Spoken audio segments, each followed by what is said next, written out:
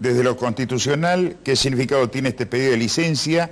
Si tiene determinados días de margen para la licencia, si tiene que asumir el suplente. ¿Cuál es la situación en general? Un resumen de lo que va dejando este hecho que ha conmocionado el arco político y social, Rodolfo.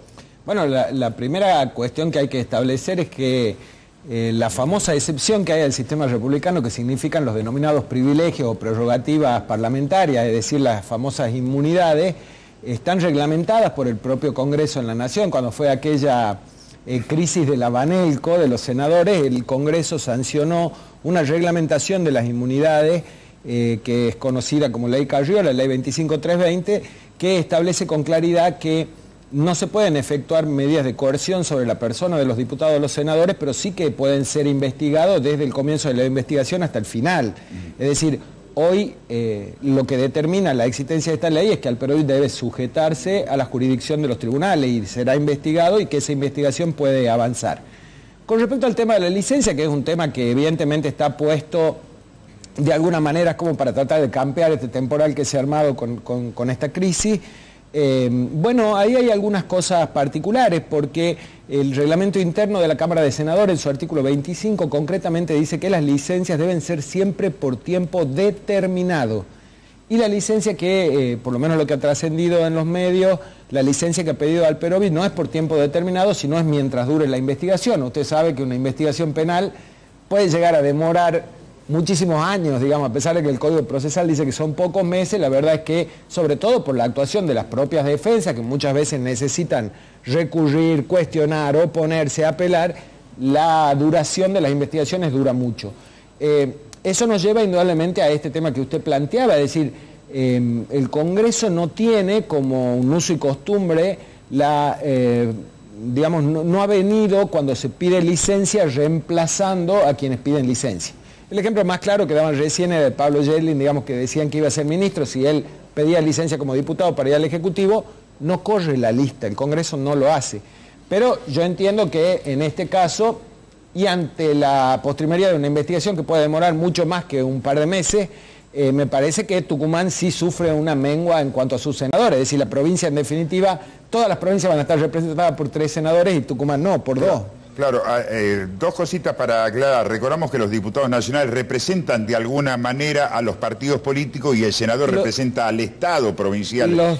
Los diputados representan al pueblo de la nación. Sí. Por eso la base de elección es proporcional y se determina la cantidad de diputados en función de los censos. Más allá de que en este caso hay una mora ahí del Congreso importante, la representación de cada una de las provincias, digamos, se divide a la nación como un distrito único y en cada una de las provincias se divide en función de una proporción de los habitantes. Entonces, los diputados representan al pueblo de la nación. El Senado, en cambio, son representantes de las provincias, por eso la base de representación es igualitaria y se eligen 3 senadores, sea por Santa Cruz, que tiene pocos habitantes, o por la provincia de Buenos Aires, que tiene mucho. Es decir, todos tienen la misma representación. En este caso, Tucumán va a tener un senador menos, lo cual entiendo yo que debería la Cámara tomar cartas en el asunto y tratar de disponer un reemplazo. Fíjese que la Cámara hay 2 artículos de la Constitución que son como los derechos y los deberes que tiene la Cámara. Sí. El artículo 64 que dice que por un lado que cada Cámara es juez de las elecciones, derechos y títulos de sus miembros y que juzga la validez de las elecciones, derechos y títulos de sus miembros. ¿Y el artículo 70? 66, sí, que es el que establece que la Cámara también tiene, y esto ya es una obligación,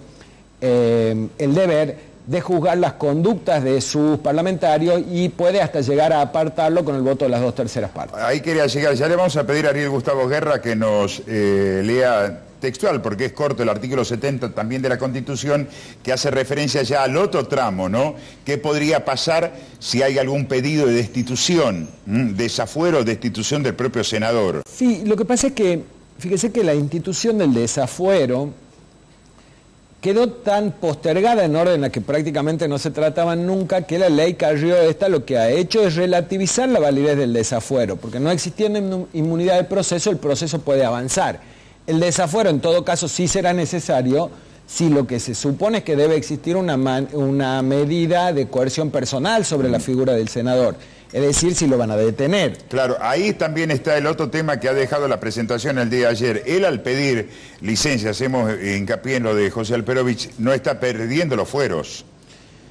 Es relativa, digamos, es una cuestión interpretable. En mi criterio sí, porque las prerrogativas son prerrogativas parlamentarias, no son personales. ¿Con este pedido de licencia pierde los fueros? Y para mí sí, porque las prerrogativas, insisto, son excepción al sistema republicano. Las prerrogativas existen para que el legislador desempeñe su función en puridad y sin ninguna interferencia. Estás dando por eso un título, lo que Rodolfo, ¿sabe por qué? Porque veía que la mayoría de los diarios a nivel nacional dice pide licencia pero no pierde los fueros. Sí, claro. Según tu punto de vista... Pero es que las prerrogativas son parlamentarias, son privilegios colectivos, no personales. Si no, nosotros en vez de senadores tendríamos gente que tiene atributos de la monarquía. Eso no es así. ¿Qué parecido hay en aquel pedido propio de Angelos de pedir que le suspendan los fueros hasta tanto se investigue a este pedido de licencia? No, distan mucho. Inclusive más cercano en el tiempo es el caso del senador Marino, que también ante una acusación de características parecidas, no similares, porque parece no ser tan grave como lo de Alperovich, él dijo: me voy, me someto a la justicia, y una vez que demostró su inocencia volvió. Por supuesto, le costó no ser candidato a gobernador de Chaco, ¿no? El senador Marino. Pero él hizo eso ante una acusación similar, dijo, bueno, no, yo me voy y, digamos, me pongo a disposición de la justicia, demostró su inocencia y allí volvió. Bien, Ariel Gustavo Guerra, vamos a ver, cuando se habla, Rodolfo, cuando se habla ya de una definición en el Congreso Nacional, la Cámara de Senadores, del pedido de destitución, vamos a ver qué es lo que dice la Constitución en su artículo 70, Ariel Gustavo. Sí, dice el artículo 70 de la Constitución: cuando se forme querella por escrito ante las justicias ordinarias contra cualquier senador o diputado, examinado el mérito del sumario en juicio público, podrá cada Cámara, con 2/3 de votos, suspender en sus funciones al acusado y ponerlo a disposición del juez competente para su juzgamiento. Y en este caso, ¿en manos de quién está la suerte, digo, como senadores, José Alperovich? De la Cámara de Senadores, porque es cada Cámara la que va a resolver. Lo que sucede es que también ahí se da otra cuestión política. ¿A quién están respondiendo hoy los senadores? ¿Por qué? Viste que antes de la asunción de Fernández se dice a quiénes responden tal o cual senador, ¿no? Está perfecto, pero ¿sabe qué? Hay que olvidar por ahí el tema de las mayorías circunstanciales. En el Senado hoy hay una doctrina, que es la doctrina Pichetto, que viene a ser del otro lado, en donde él dice que hasta que no hay una sentencia firme, el senador no se lo... Que lo ponía siempre como ejemplo el caso de Cristina. El caso de Cristina y el caso de Carlos Menem, son dos casos análogos. Digamos, el caso de Menem tiene hasta una condena, está bien, no está firme porque está en la Corte Suprema recurrida en este momento.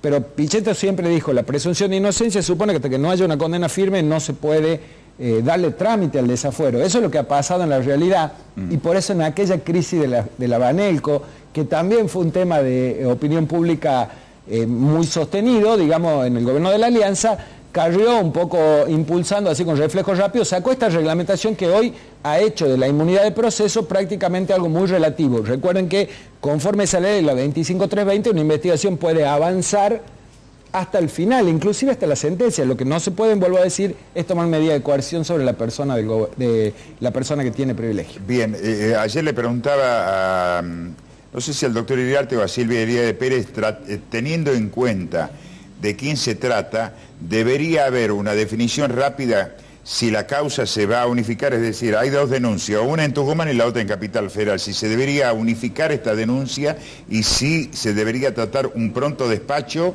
teniendo en cuenta que es un senador nacional y además Tucumán se quedaría sin un senador. Depende ahí porque, digamos, depende qué definan las partes, si es que las partes piden que las causas tramiten juntas o no hacen ese planteo, y depende de qué es lo que piense cada uno de los titulares de las oficinas, porque si se entabla un problema de competencia, el Tribunal Superior Común es la Corte Suprema.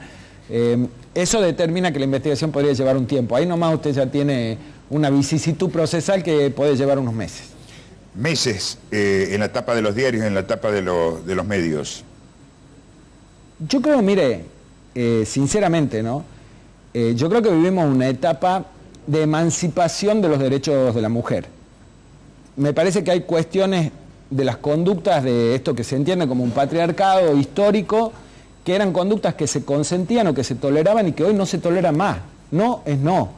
Me parece que frente al impulso de un colectivo de mujeres organizado, empoderado, que digamos que es consciente de sus derechos y que defiende su integridad, es muy difícil hoy sustentar defensa idónea. Yo soy un garantista, yo creo que las garantías las tienen todos y también las tiene Alperovich. Frente a una acusación de esta naturaleza, me parece que el escándalo público muchas veces es el que determina el límite de hasta dónde puede seguir una persona.